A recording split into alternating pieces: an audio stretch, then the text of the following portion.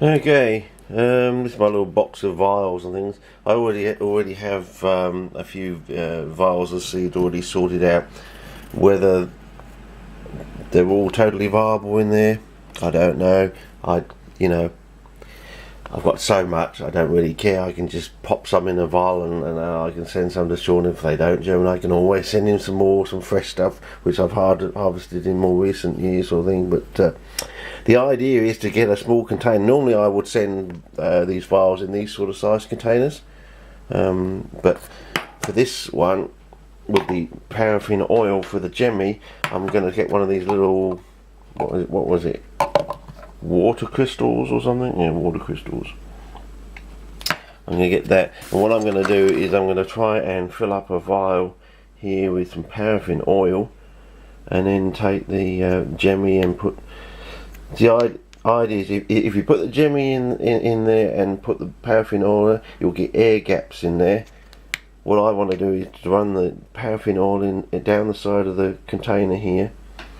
Run the paraffin oil down the side of the container, then drop the jemmy in carefully so there's no air pockets on the jemmy, and they can go to the bottom and there's no air in there. So when they hold them up against the light, you know, the quarantine people, they'll see nice healthy jemmy, you know, flush with the paraffin in the container, and that they can see that they're clean, there's no insects, and the paraffin there basically is there to suffocate any insects there. But because it's the right paraffin, it doesn't impregnate the jemmy and kill the jemmy, so you kill the insect without killing the jemmy. It also allows you to put it in a little water bath if you want. I mean, if you get this suddenly and you don't know how to do these things, you can stick it in the fridge while you learn how to do these things, sort of thing. It gives you some extra time or something. Or you just, as I would suggest, just go straight out there, get them straight out there, put them straight on the peat, and then the little meniscus of paraffin around each jemmy can be sort of soaked off into the soil. And as I said, you add 2 or 3 weeks of extra sprouting time onto the back end of your normal sprouting time, but the advantage is you've got an added 11 months to play around with these things. See, you know, without having to worry that they're going to die or something like that. So, and I suppose other people can always improve on it. Anyway, so that's the idea. I'm going to wash this thing, get this label off, so that it can be, they can see. I'm going to whack one of these. I'm probably going to, for sure, I'll probably whack 4 of these in. One of these, probably I'll put another one on one side over here. Make it, a glid one, and 2 others. I haven't decided what the others will be. It may be Panchoni, it may be Whitakeri. Whitakeri are those ones that look like, as Donnie describes them, as a shot. They look like shot. So yeah. See, I've got some prey foliars in there. As you can see, prey foliars. I can just whack some in there. Yeah. So anyway, that's that bit. Now we'll get on to adding the paraffin, I suppose, and dropping the jemmy in and see how we're going. While this is soaking, so the label will come off tomorrow. And tomorrow also I'll start sorting out some seed to get at least a package off to Sean on Monday. And as I said, I'll just put a nice pinch of seed in each of these other vials. So if the quarantine just takes them, I don't really care. I can cope with. I've got plenty of seed, enough to lose a pinch of seed out of.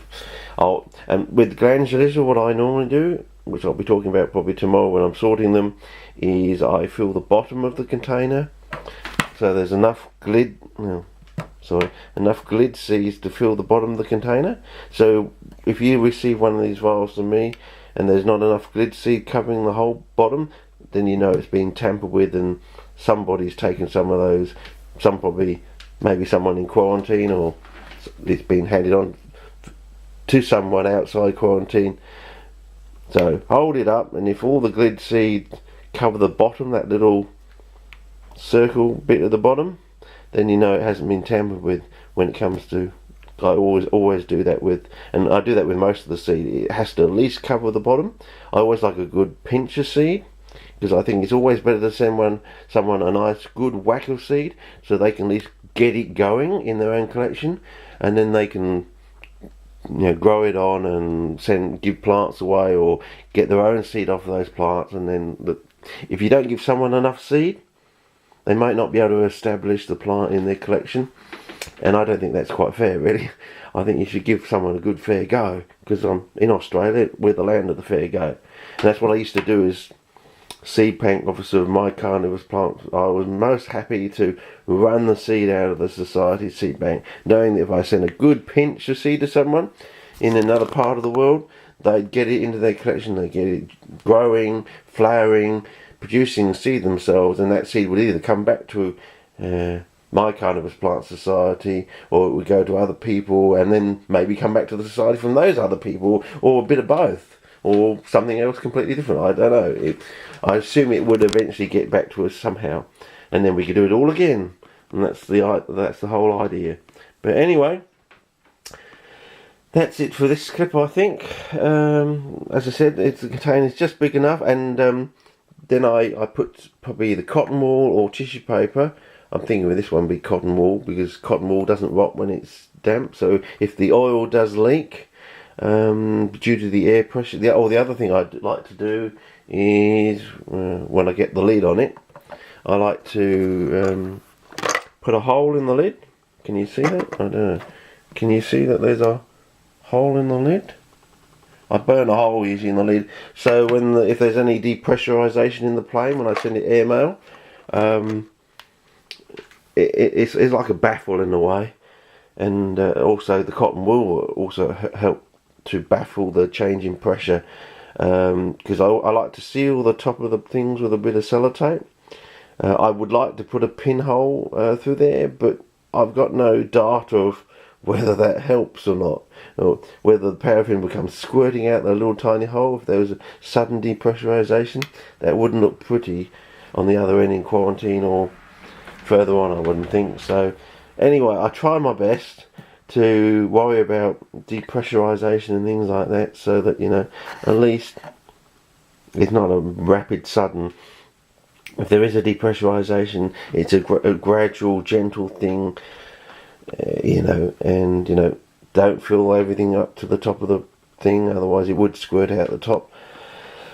Anyway, this is another long clip, but I hope you understand. Yeah, it's a bit of hard work, but once it's done, you get them out the door. I suppose somewhere else on the other side of the world has some exciting times, you know.